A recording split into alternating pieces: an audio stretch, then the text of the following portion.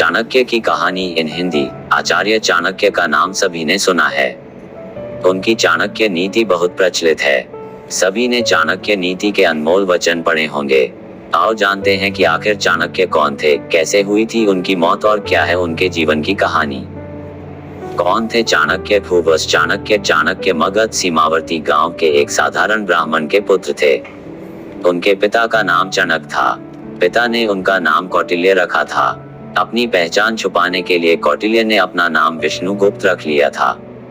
उन्होंने ही बाद में कौटिल्य नाम से अर्थशास्त्र लिखा और वात्सायन नाम से कामसूत्र लिखा। चाणक्य की कहानी, स्टोरी ऑफ चाणक्य। चाणक्य के पिता की हत्या, चाणक्य's father murdered। मगध के सीमावर्ती नगर में एक साधारण ब्राह्मण आचार्य चणक रहते थे। चणक मगध के राजा से असंतुष्ट थे। चणक किसी भी तरह महामात्य के पद पर पहुंचकर राज्य को विदेशी आक्रांताओं से बचाना चाहते थे। इसके लिए उन्होंने अपने मित्र अमात्य शकटार से मंत्रणा कर धनानंद को उखाड़ फेंकने की योजना बनाई। लेकिन गुप्तचर के द्वारा महामात्य राक्षस और कात्यायन को इस षड्यंत्र का पता लग गया। उसने मगध सम्राट घनानंद को इस षड्यंत्र की जानकारी दी। चणक को बंदी बना लिया गया और राज्य भर में खबर फैल गई कि राजद्रोह के अपराध में एक ब्राह्मण की हत्या की जाएगी। चणक के किशोर पुत्र कौटिल्य को यह बात पता चली तो वह चिंतित और दुखी हो गया। चणक का कटा हुआ सिर राजधानी के चौराहे पर टांग दिया गया। पिता के कटे हुए सिर को देखकर कौटिल्य चाणक्य की आंखों से आंसू टपक रहे थे। उस वक्त चाणक्य की आयु 14 वर्ष थी। रात के अंधेरे में उसने बांस पर टंगे अपने पिता के सिर को धीरे धीरे नीचे उतारा और एक कपड़े में लपेट कर चल दिया। चाणक्य की शपथ, चाणक्य ओथ। अकेले पुत्र ने पिता का दाह संस्कार किया।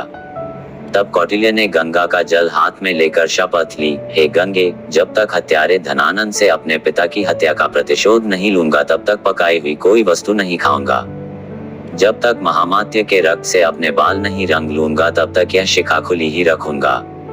मेरे पिता का तर्पण तभी पूर्ण होगा जब तक कि हत्यारे धनानंद का रक्त पिता की राख पर नहीं चढ़ेगा। हे यमराज, धनानंद का नाम तुम अपने लेखे से काट दो। उसकी मृत्यु का लेख अब मैं ही लिखूंगा।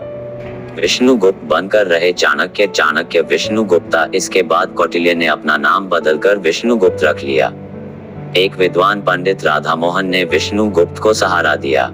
राधा मोहन ने विष्णुगुप्त की प्रतिभा को पहचाना और उन्हें तक्षशिला विश्वविद्यालय में दाखिला दिलवा दिया। यह विष्णुगुप्त अर्थात चाणक्य के जीवन की एक नई शुरुआत थी। तक्षशिला में चाणक्य ने न केवल छात्र, कुलपति और बड़े बड़े विद्वानों को अपनी ओर आकर्षित किया बल्कि उसने पड़ोसी राज्य के राजा पोरस से भी अपना परिचय बढ़ा लिया। सिकंदर के आक्रमण के समय चाणक्य ने पोरस का साथ दिया। सिकंदर की हार और तक्षशिला पर सिकंदर के प्रवेश के बाद विष्णुगुप्त अपने गृह प्रदेश मगध चले गए और यहाँ से प्रारंभ हुआ उनका एक नया जीवन। उन्होंने विष्णुगुप्त नाम से शकटार से मुलाकात की। पिता का मित्र शकटार, जो अब बेहद ही वृद्ध हो चला था। चाणक्य ने देखा कि मेरे राज्य की क्या हालत कर दी है घनानंद ने। उधर विदेशियों का आक्रमण बढ़ता जा रहा है और इधर ये दुष्ट राजा नृत्य, मदिरा और हिंसा में डूबा हुआ है। मगध के दरबार में चाणक्य की ललकार, चाणक्य चैलेंज इन मगध दरबार। एक बार विष्णुगुप्त भरी सभा में पहुंच गए।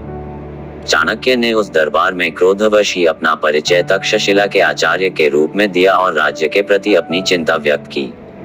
उन्होंने यूनानी आक्रमण की बात भी बताई और शंका जाहिर की कि यूनानी हमारे राज्य पर भी आक्रमण करने वाला है। इस दौरान उन्होंने राजा धनानंद को खूब खरी खोटी सुनाई और कहा कि मेरे राज्य को बचा लो महाराज। लेकिन भरी सभा में आचार्य चाणक्य का अपमान हुआ, उपहास उड़ाया गया। चंद्रगुप्त को बनाया राजा। Chandragupta was made king. बाद में चाणक्य फिर से शकटार से मिलते हैं और तब शकटार बताते हैं कि राज्य में कई असंतोषी पुरुष और समाज है, उनमें से एक है चंद्रगुप्त। चंद्रगुप्त मुरा का पुत्र है।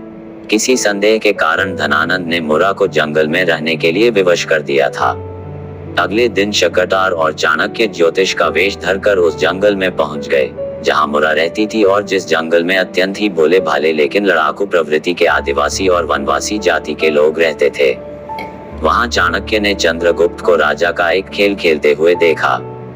तब चाणक्य ने चंद्रगुप्त को अपने जीवन का लक्ष्य बना लिया और फिर शुरू हुआ चाणक्य का एक और नया जीवन।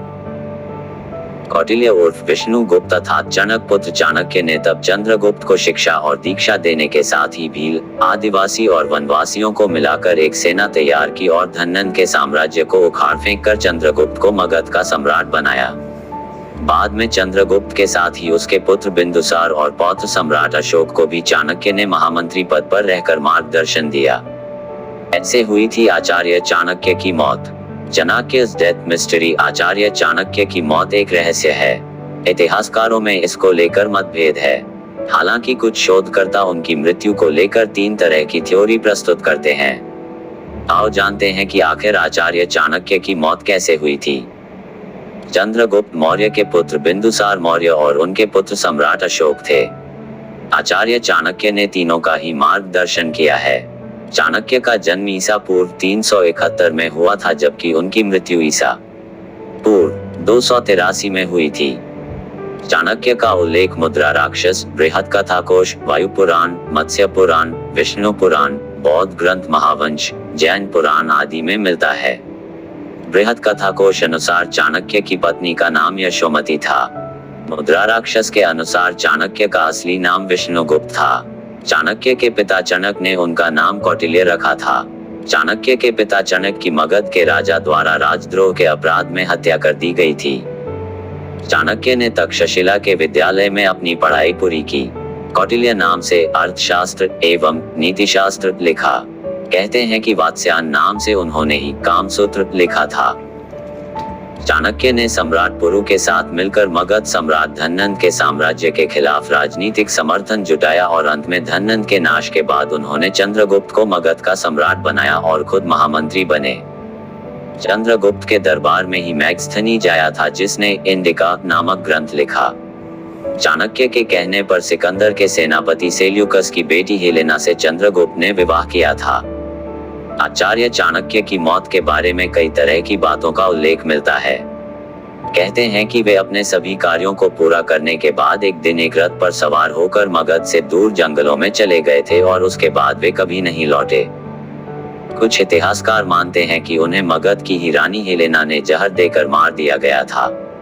कुछ मानते हैं कि हेलेना ने उनकी हत्या करवा दी थी। कहते हैं कि बिंदुसार के मंत्री सुबंधु के षड्यंत्र के चलते सम्राट बिंदुसार के मन में यह संदेह उत्पन्न किया गया कि उनकी माता की मृत्यु का कारण चाणक्य थे। इस कारण धीरे धीरे राजा और चाणक्य में दूरियां बढ़ती गई और एक दिन चाणक्य हमेशा के लिए महल छोड़कर चले गए। हालांकि बाद में बिंदुसार को इसका पछतावा हुआ। एक दूसरी कहानी के अनुसार बिंदुसार के मंत्री सुबंधु ने आचार्य को जिंदा जलाने की कोशिश की थी, जिसमें वे सफल भी हुए। हालांकि ऐतिहासिक तथ्यों के अनुसार चाणक्य ने खुद प्राण त्यागे थे या फिर वे किसी षड्यंत्र का शिकार हुए थे, यह आज तक साफ नहीं हो पाया है।